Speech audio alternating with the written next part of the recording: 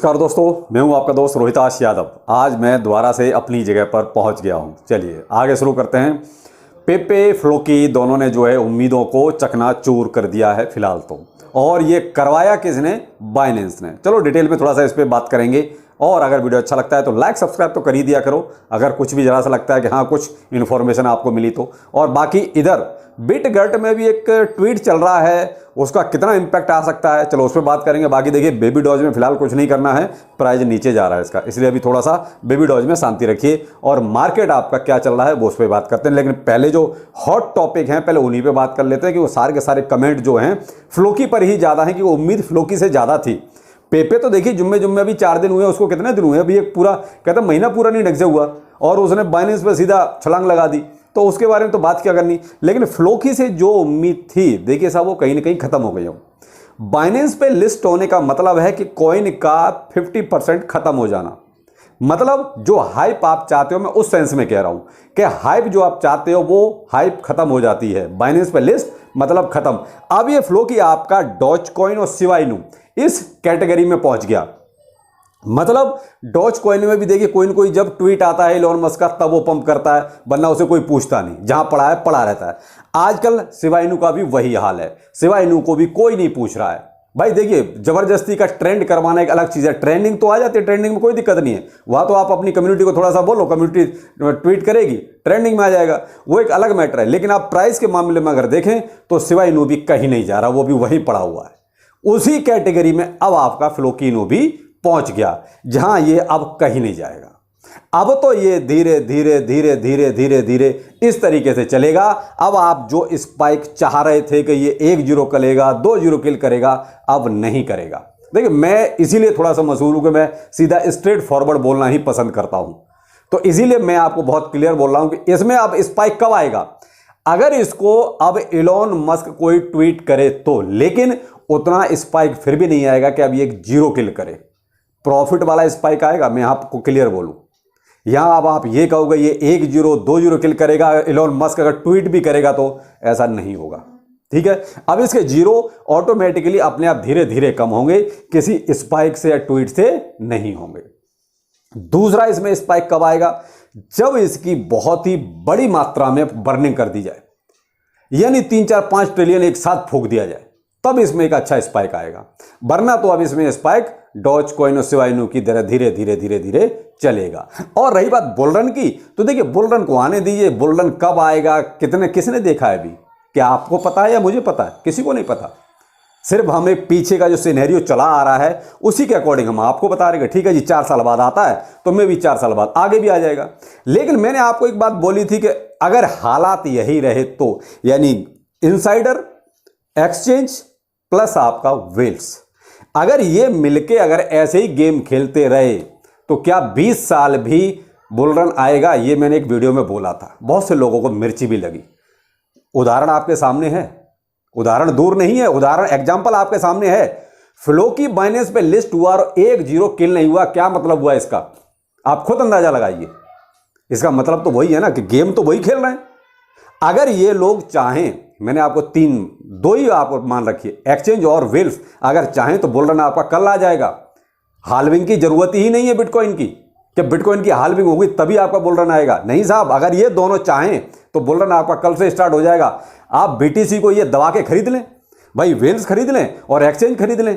जैसे ही बीटीसी में वॉल्यूम आएगा आपके क्या कहते हैं, और अल्टकॉइन भागने लगेंगे, अल्टकॉइन भागेंगे तो आपके मीम कॉइन्स ही भागेंगे। मार्केट में वॉल्यूम आएगा, ट्रेडिंग वॉल्यूम जब बढ़ेगा, आपका अभी जो 1.1 ट्रिलियन के आसपास चलता है, यही आपका 1.5, पौने 2 या 2 ट्रिलियन हो जाएगा। बुलरन आपका स्टार्ट हो गया। किसने कहा कि हाल्विंग होगी तभी आएगा? तो अब तो जो गेम चल रहा है वो एक्सचेंज और वेल्स का ही चल रहा है सारा। उदाहरण एग्जांपल आपके सामने है। ये पेपे जब बाइनेंस लिस्टिंग नहीं थी तब एक बहुत अच्छा रिटर्न दे रहा था, दिया भी लोगों को। बाइनेंस लिस्टिंग हो गई, इसकी भी हवा निकल गई। क्यों? गेम ओवर हो गया। ये है साहब गेम। और दूसरा यहां पर बाइनेंस का सबसे बड़ा गेम, बीच में इसको सस्पेंड किया गया। क्यों भाई थोड़ी देर के लिए सस्पेंड किया? क्या मतलब था भाई? देखिए 2 तरीके हैं। एक तो ये हो सकता है कोई टेक्निकल ग्लिच हो, मान देते हैं इस चीज को, कई बार हो जाती है प्रॉब्लम भाई, टेक्निकल चीजें हैं, कई बार दिक्कत आ जाती है। लेकिन दूसरा पहलू ये भी तो है कि भाई हो सकता है आपने अपने कुछ बंदों को घुसाने के लिए थोड़ी देर के लिए उनको स्टॉप कर दिया कि आप डिपॉजिट कर ही नहीं सकते। तो ये क्या है, दोनों पहलू से आप सोच के देखिए। तो यहां बाइनेंस ने तो बहुत बड़ा गेम खेल दिया। तो ये है साहब, देखिए अब इसमें अगर फ्लोकी में आप जो भी रखना चाहते हैं आप रख सकते हैं, उसमें कोई दिक्कत नहीं है। लेकिन अब आप ये कहें कि उम्मीद के बहुत जल्दी इसमें कोई बहुत बड़ा स्पाइक आएगा, अब नहीं आएगा। ये चीजें तो अब फिनिश हो गई इसकी। अब कोई छोटा मोटा एक्सचेंज आएगा अभी तो ठीक है, 10%, 5%, ये एक अलग चीज है, वो तो नॉर्मल सी चीज है, कभी भी इतना स्पाइक आ जाता है। लेकिन जीरो किल करने वाला स्पाइक तो अब आप बुल रन का इंतजार कीजिए या बहुत बड़ी बर्निंग का इंतजार कीजिए। बहुत बड़ी बर्निंग कह रहा हूं, छोटी मोटी नहीं। इलॉन मस्क से केवल आपको 10, 20, 50% का ही स्पाइक मिल सकता है, जीरो किल वाला स्पाइक नहीं मिल सकता। तो यहां साहब पूरी तरीके से गेम खेल के और ओवर कर दिया गया। तो ये हो गया साहब फ्लोकी का हिसाब। इसलिए मैं तो यही कहूंगा, अब आप इसमें लॉन्ग टाइम वाली होल्डिंग जो है आपकी, जो आप रख सकते हैं, जो आप रिस्क ले सकते हैं, वो छोड़ दीजिए। वो पड़ी हुई है, जब जो होगा देखा जाएगा। फिलहाल बीच बीच में जब कभी कोई इसकी पॉजिटिव न्यूज आएगी किसी तरह की, तब हम धीरे धीरे इसमें अपना जो प्रॉफिट बुकिंग वाला पोर्टफोलियो है उसमें से अपना लेते रहेंगे। और तो और यार, मुझे भी इसमें लॉस हो गया क्योंकि मैं ऑलरेडी दिल्ली से बाहर था, तो उतना अपडेट रह नहीं पाया। लेकिन जब तक मैं इसमें मुझे इसकी न्यूज मिली, तब तक मैं थोड़ा सा लेट हो गया। फिर भी मैंने ये उम्मीद की कि चलो थोड़ा सा इन्वेस्टमेंट डाल देता हूँ, क्योंकि 1-0 तो मुझे उम्मीद थी कि शायद हो जाना चाहिए। भाई बाइनेंस पे इतना वॉल्यूम तो आना ही चाहिए। लेकिन भाई साहब वो भी नहीं हुआ। ऑलरेडी मैं भी इसमें जो है लगभग 1500 रुपये लॉस में हूँ, ज़्यादा नहीं, मेरा केवल 1500 है। तो ये है कि भाई कुछ ना कुछ इसमें अब मामला फिनिश है फिलहाल के लिए। तो फ्लोकी से आप ज़्यादा उम्मीद ना करें। पेपे, देखिए पेपे में हो सकता है, मैं इसका कारण बताता हूँ। देखिए बाइनेंस ने इसको फिनिश कर दिया। बाइनेंस की जो हाइप या एक्सचेंज हाइप जो बननी थी वो बन चुकी। इसमें जो अब तक चल रहा था, यही चीज़ अगर कंटिन्यू चलती रहे, मतलब जो कुछ वॉलेट हैं जो इसको पंप करने में लगे हुए हैं, अगर वो ऐसे ही आगे चलते हैं जैसे अब तक चल रहे थे, तो मे बी पेपे में तो आपको एक उछाल देखने को मिल भी सकता है। लेकिन डिपेंड करता है उन पर कि वो वॉलेट इसको पंप करते हैं या नहीं करते हैं। वैसे पेपे का ना कोई यूज केस है, ना कोई मतलब है। ये तो सिर्फ कह नहीं सकते कि बाइनेंस ने आकर इसको लिस्ट क्यों किया, सबसे बड़ा सवाल तो यही है। लेकिन फ्लोकी में और पेपे में, दोनों में यही फर्क है कि पेपे में तो जो पंप करने वाले लोग हैं, मे भी अभी आपको एक झांसा दे सकते हैं, एक कोई गेम खिला सकते हैं, क्योंकि पेपे की चर्चा भी ज़्यादा है और बहुत कम समय में इतना इसने रिटर्न दिया है, इस वजह से। तो भाई फ्लोकी और पेपे में अब आपको सारी चीज़ें समझ में आ गई होंगी। मैंने पूछा सर बेबी डॉज कितना पंप करेगा, कहाँ जाएगा? तो मेरे भाई फ्लोकी देख लो, आपके सामने है। अगर हालात यही रहे, इसी तरीके से गेम अगर खेला गया, तो मेरे भाई मुझे लगता नहीं कि बेबी डॉज में फिर कुछ होगा। लेकिन अगर हालात में सुधार आया, ये चीज़ें नहीं हुई, गेम प्ले नहीं हुआ, तो बेबी डॉज में आपको एक अच्छा रिटर्न, अच्छा स्पाइक देखने को मिल सकता है। लेकिन वो बहुत बाद की बात है। फिलहाल मुझे नहीं लगता कि अब बेबी डॉज वाले बाइनेंस पर इसको लिस्ट कराएंगे, क्योंकि उन्होंने फ्लोकी का हस्र देख लिया है। इसीलिए उन्होंने जो बीच में जो उनकी लिस्टिंग भी होनी थी, वो तक उन्होंने बंद कर दी, वहां तक कि ट्वीट तक उन्होंने हटा दिए। तो मुझे नहीं लगता कि फिलहाल बेबी डॉज इस चीज को करेगा कि बाइनेंस पे लिस्ट करवाने की कोशिश भी करेगा। क्यों? उसको ये अच्छी तरह मालूम पड़ गया कि फिलहाल बाइनेंस पे होने का मतलब है प्रोजेक्ट की ऐसी तैसी हो जाना। जो हाइप बाइनेंस के नाम पर बनती है वो कभी नहीं बनेगी। अभी क्या है, छोटे एक्सचेंज पे लिस्ट होता है कोई भी कॉइन, और हाइप होती है बाइनेंस की, ये बाइनेंस पे लिस्ट होगा। लेकिन अगर बाइनेंस पे लिस्ट हो गया तो आप क्या कह के किसी की हाइप क्रिएट करोगे? तो बेबी डॉज फिलहाल मुझे नहीं लगता कि इस तरह का कुछ भी करने वाला है। तो बेबी डॉज में तो अभी आपको छोटी छोटी हाइप देखने को मिलती रहेगी, लेकिन फिलहाल थोड़ा शांति रखिए भाई, प्राइस क्योंकि इसका डाउन हो रहा है।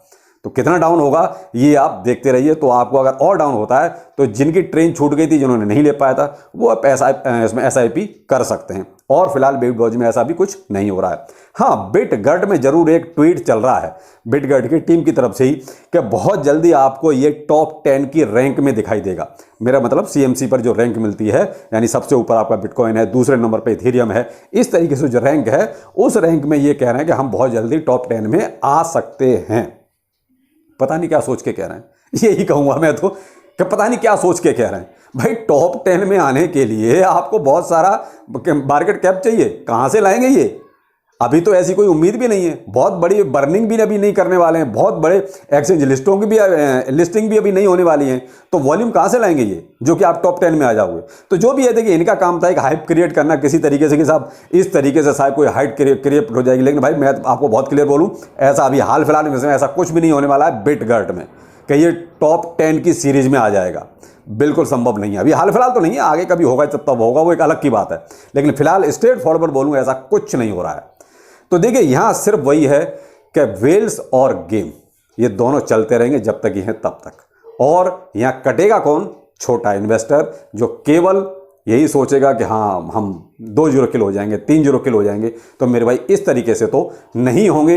रही बात बुल रन की, मैंने वो आपको कह दिया कि चाहे तो कल आ जाए और नहीं चाहे तो 20 साल भी लग सकते हैं।